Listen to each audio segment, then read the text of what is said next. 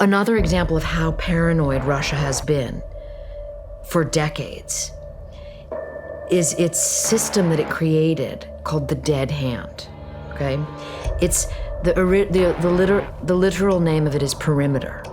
It was this perimeter system, dead hand, was originally reported by a Washington Post reporter named David Hoffman, like in 1999, when he first learned about it, right after the wall had gone down, before we were back to this nuclear threat posturing.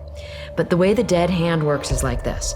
Russia was so paranoid that the United States was going to launch a preemptive nuclear attack against it during the Cold War that it created a dead hand system. What is that? It's kind of like it sounds.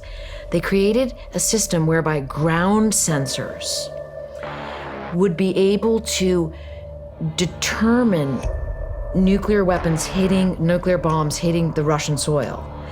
And if they weren't hearing from the nuclear command and control, so the idea being that the nuclear command and control had been taken out in this preemptive nuclear strike, the dead hand system would launch all of Russia's remaining nuclear weapons, which were like 30,000 at the time, okay? Would launch all of them without even needing a hand to push the button, hence the name the dead hand. So it set up a system to launch no matter what, even if we're all dead. And the idea behind it is kind of part of deterrence, like don't you dare launch at us, or even our own dead hand will get you.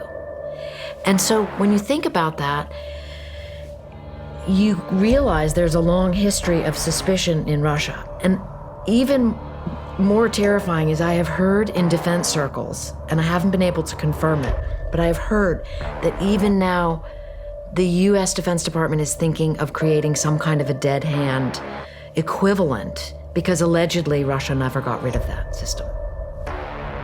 That's where AI would become a real problem. Yeah, that's a great point. That is a great point. The dead AI hand. Wow, that's a great point.